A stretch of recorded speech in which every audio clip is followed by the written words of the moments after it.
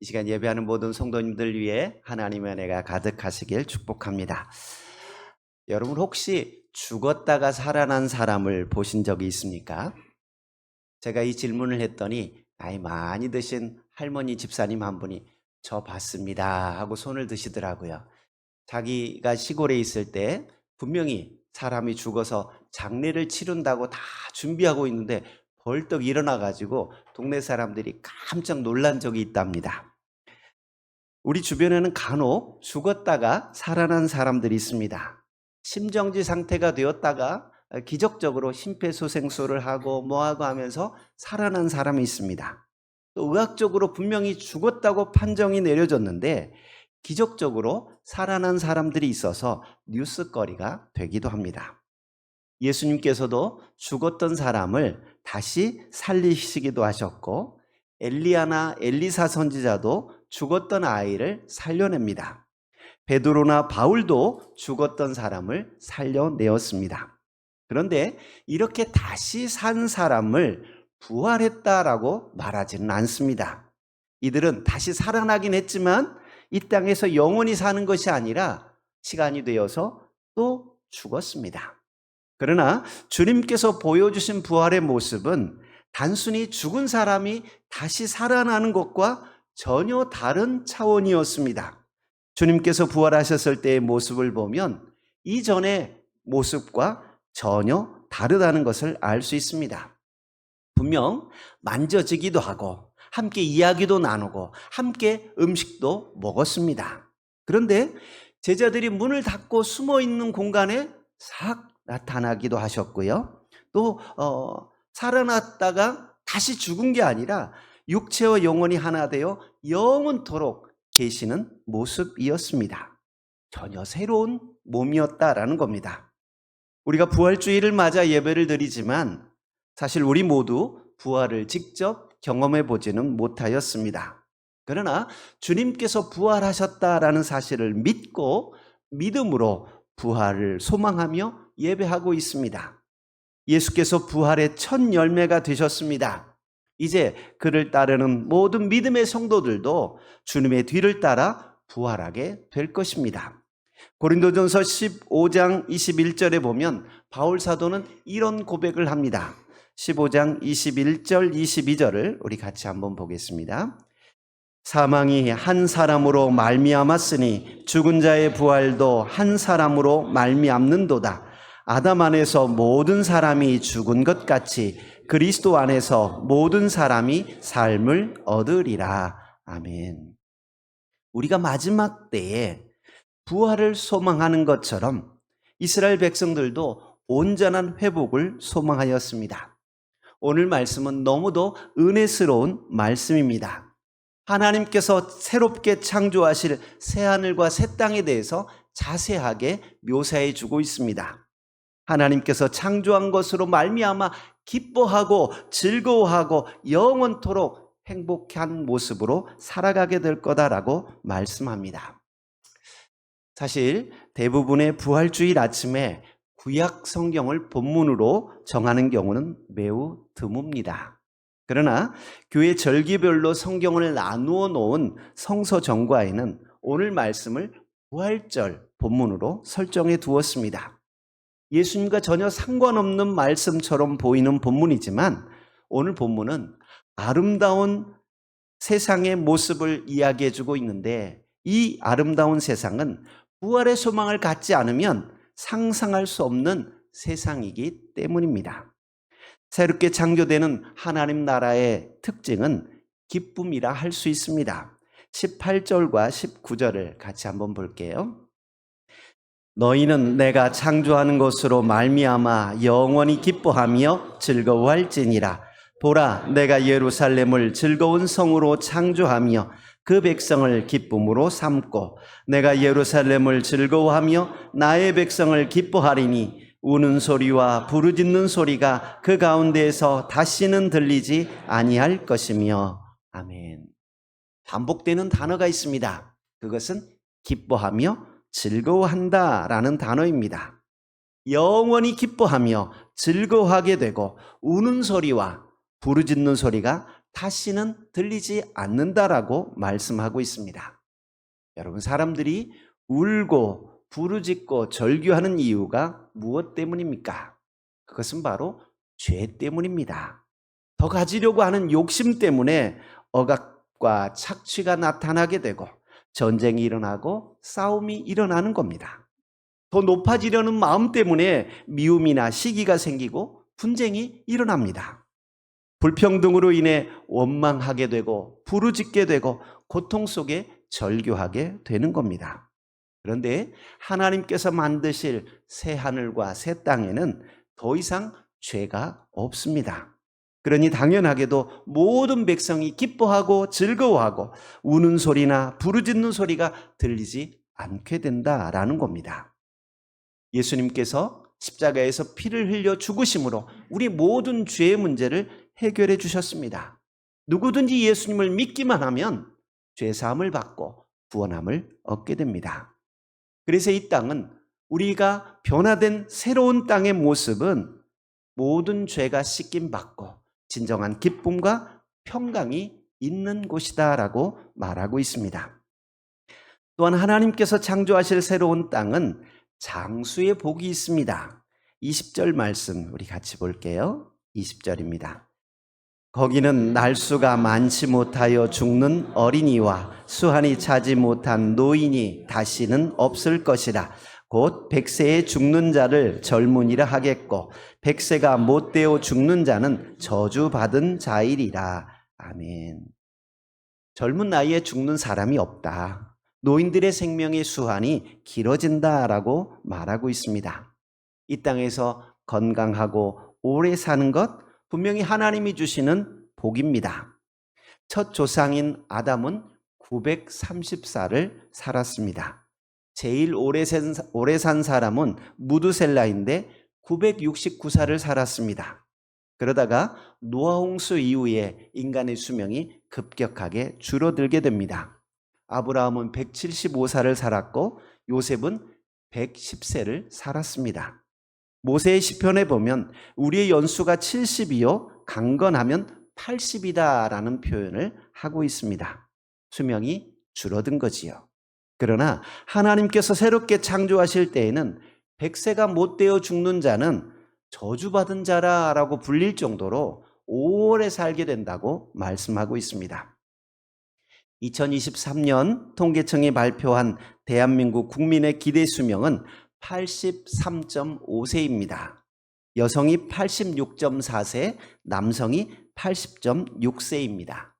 기대 수명이라는 말은 도중에 교통사고나 갑작스러운 죽음으로 죽지 않고 아주 과학적으로 예측할 수 있는 수명을 이야기합니다. 1970년에 62.3세였던 것에 비하면 약 21년 정도 늘어난 수치입니다. 그리고 OECD 국가 중에서도 기대 수명이 긴 편에 속합니다. 사실 죄의 결과로서 죽음이 찾아왔습니다. 욕심이 잉태한 즉 죄를 낳고 죄가 장성한 즉 사망을 낳는다라고 말씀하고 있습니다. 죄의 문제 때문에 인간이 죽음을 경험하게 되고 죽게 되었는데, 이제 예수 그리스도를 통해서 죄의 문제가 해결되었기 때문에 당연하게도 죽음이 우리를 더 이상 두렵게 할 수 없다라는 겁니다. 사망의 권세가 우리에게 영향을 미치지 못한다는 거예요. 그래서 바울 사도는 고린도전서 15장 55절에서 말합니다. 사망아, 너의 승리가 어디 있느냐? 사망아, 내가 쏘는 것이 어디 있느냐라고 선언하고 있습니다. 하나님께서는 이 땅에 새로운 하늘, 새로운 땅을 만드실 터인데 그 땅에는 죽음이 없다라고 말씀하고 있습니다. 세 번째로 묘사되고 있는 새로운 나라의 축복은 산업과 자선을 보호하신다는 약속입니다. 오늘 본문 21절에서 23절 같이 한번 볼게요. 21절부터 봅니다. 그들이 가옥을 건축하고 그 안에 살겠고 포도나무를 심고 열매를 먹을 것이며 그들이 건축한 데에 타인이 살지 아니할 것이며 그들이 심은 것을 타인이 먹지 아니하리니 이는 내 백성의 수한이 나무의 수한과 같겠고 내가 택한 자가 그 손으로 일한 것을 길이 누릴 것이며 그들의 수고가 헛되지 않겠고 그들이 생산한 것이 재난을 당하지 아니하리니 그들은 여호와의 복된 자의 자손이요 그들의 후손도 그들과 같을 것입니다. 가옥을 건축하고 그 안에 살게 된다라고 말해요. 포도나무를 심고 열매를 먹는다라고 말합니다. 여러분, 이게 당연한 것 같지만 사실 당연한 게 아니지요. 전쟁이 일어나면 어떻게 집을 지은 그 집에 편안하게 살 수 있겠습니까? 도망 다니고 쫓겨 다녀야 되는 거지요. 싸움이 일어나고 분쟁이 일어나면 어떻게 평안하게 농산물을 심고 수확할 수 있겠습니까? 그런데 하나님께서 만드신 새하늘 새 땅에는 더 이상 다툼이 없고 싸움이 없고 자기가 심은 것을 자기가 먹게 해주겠다라고 말씀합니다. 손으로 일한 것을 오래도록 누리게 된다는 겁니다. 수고한 것들이 헛되지 않고 생산한 것이 재난을 당하지 않고 여호와의 복된 자손이 되고 후손도 그들과 같을 것이다 라고 말씀합니다. 이 모습을 한마디로 말한다면 평화라고 말할 수 있습니다.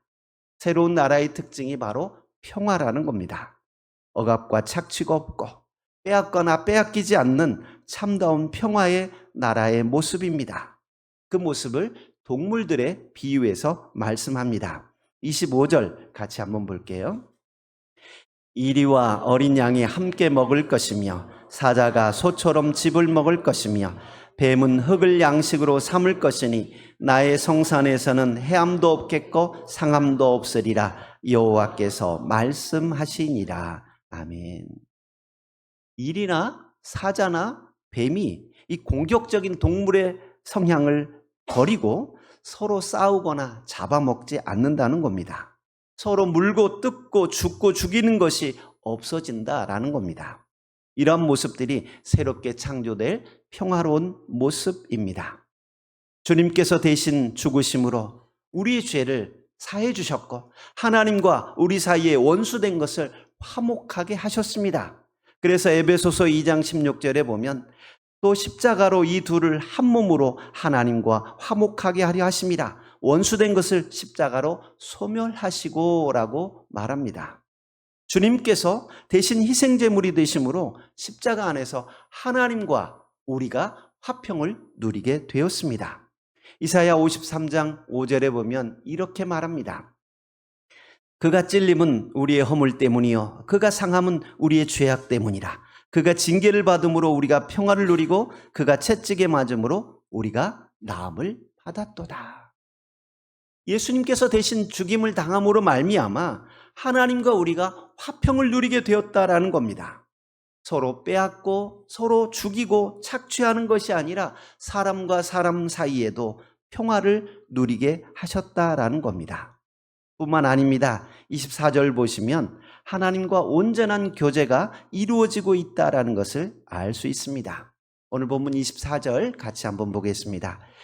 그들이 부리기 전에 내가 응답하겠고 그들이 말을 마치기 전에 내가 들을 것이며. 아멘. 아담이 범죄한 이후 사람은 하나님을 피하여 숨게 되었고 하나님과 온전한 교제가 단절되었습니다. 하나님께서 택한 민족 이스라엘이라고 하는 소수 민족과 그들 중에서도 택한 제사장이나 선지자들 일부분에게만 하나님의 말씀을 전달해 주셨습니다. 그러나 이제 예수 그리스도의 구속 사역으로 말미암아 하나님과 인간 사이의 장벽이 사라졌습니다. 지성소와 성소를 구별하던 휘장이 찢어졌습니다. 예수 그리스도를 믿는 믿음을 가진 사람들은 누구든지 하나님께 나아갈 수 있게 된 것입니다. 하나님께서 그의 백성을 구하시기 전에, 백성이 구하기도 전에 그들의 필요를 따라 응답해 주시겠다라고 약속하고 있습니다. 너무도 아름다운 새하늘과 새 땅의 모습입니다. 제가 설교를 준비하면서 아니 이런 아름다운 세상이 오기는 올까라는 생각을 해보았습니다. 여러분, 이 세상은 죽어야 가는 세상이라고 한다면 오늘 우리에게 무슨 소망이 있을까? 설교를 듣다가 쭉 따라가다가 아유, 저 세상 나라 이야기 하시는구나. 나는 이 세상에 살고 있고 여전히 아픔이 있고 고통이 있고 억압과 착취가 있고 힘든 고통스러운 삶을 살고 있는데 다른 나라 이야기, 먼 나라 이야기, 죽어서 가는 이야기를 하고 있으면 우리와 상관이 없잖아요. 목사님 죽어 보셨습니까? 설교 처음에 이야기한 것처럼 부활을 보셨습니까? 그런데 어떻게 그 얘기를 합니까? 라는 질문을 할 것 같아요. 하셨다는 게 아니라 설교를 준비하면서 성도들이 그렇게 생각하며 듣지 않을까? 이런 생각을 해보았습니다. 사실 이 말씀이 선포되고 있는 이사야 시대에도 이들의 삶은 녹록지 않았습니다. 특별히 오늘 본문이 속해 있는 56장에서 66장까지는 기원전 6세기 후반 바벨론 포로 이후 귀환했을 때 기록된 제3이사야서로 분류되는 부분입니다. 고레스 왕의 칙령으로 유다 백성들이 고향으로 돌아갈 수 있게 되었습니다. 하지만 모두가 다 포로에서 돌아온 건 아니었습니다. 1차, 2차, 3차 소규모로 사람들이 돌아왔습니다. 부푼 꿈을 안고 고향에 돌아왔지만 현실은 녹록하지 않았습니다. 성읍은 다 황폐하게 되었고요. 땅에 농사를 지을 수 없을 정도로 황폐되어 있었습니다. 경제적으로 어려움을 겪어야 했습니다. 그 가운데에도 빈부의 격차가 심하였고 백성의 지도자들은 부정과 부패가 가득했습니다.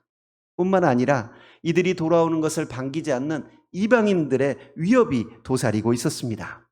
성전은 재건되지 못하였고 우상 숭배는 지속되었고 형식적인 제사만 남아 있었습니다. 외부의 방해 세력과 내부의 갈등 속에 이스라엘 공동체는 혼란 그 자체였습니다. 그런데 하나님께서는 오늘 말씀을 통해서 새하늘과 새 땅을 창조하시겠다라고 소망의 말씀을 주십니다.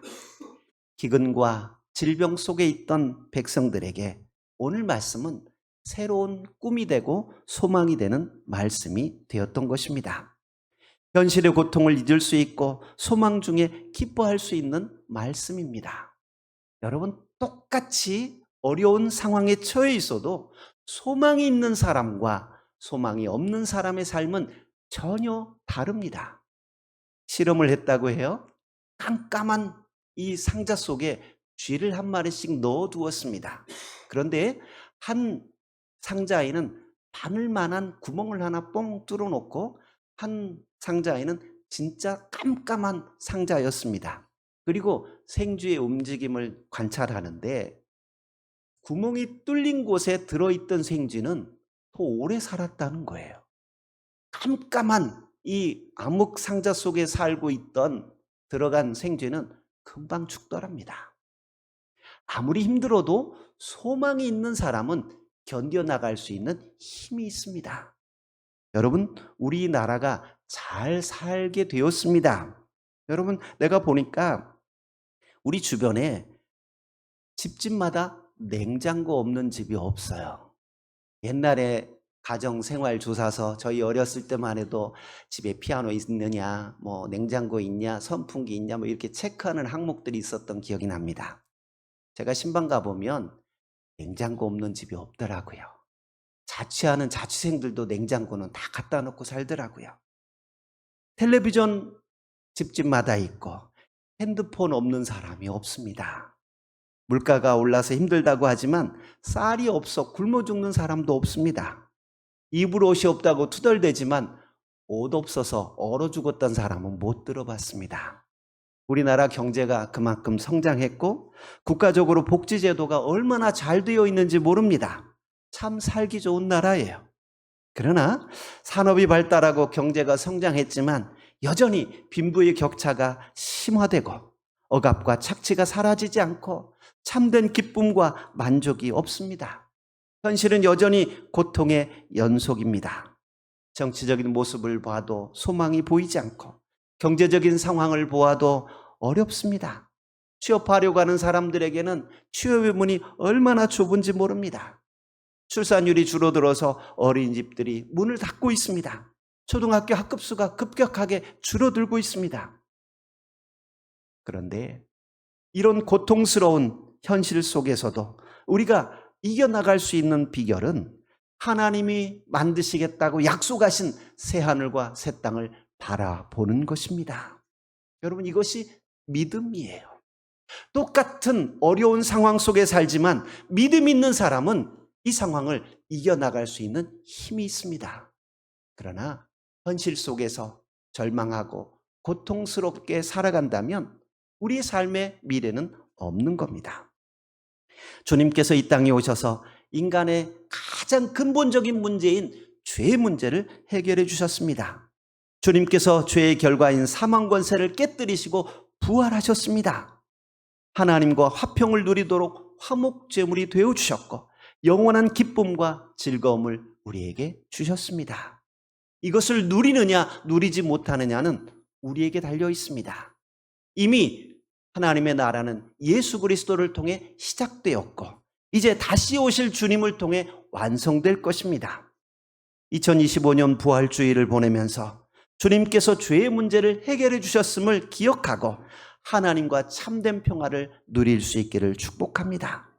새롭게 만드실 하나님 나라를 소망하며 힘들고 어려운 현실이지만 오늘도 기쁨과 즐거움으로 살아갈 수 있기를 축복드립니다. 하나님께서 우리에게 눈을 두게 주신 것은 한 눈으로는 현실을 바라보지만 한 눈으로는 하나님이 만드실 새하늘과 새 땅을 바라보라는 뜻입니다.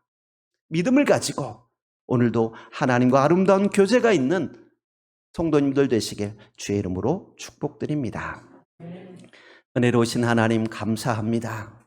부활주일 아침을 맞이하며 우리에게 소망을 주시는 하나님을 기억하고 또 한 번 믿음으로 살아가기로 결단하게 하시니 감사합니다. 주님, 우리의 삶 속에 참다운 기쁨과 평강과 즐거움이 넘치게 하시고 영생의 기쁨과 평화가 이루어지게 하시며 하나님과 아름다운 교제가 있는 축복된 삶이 되도록 인도하여 주옵소서. 예수님 이름으로 기도하옵나이다. 아멘.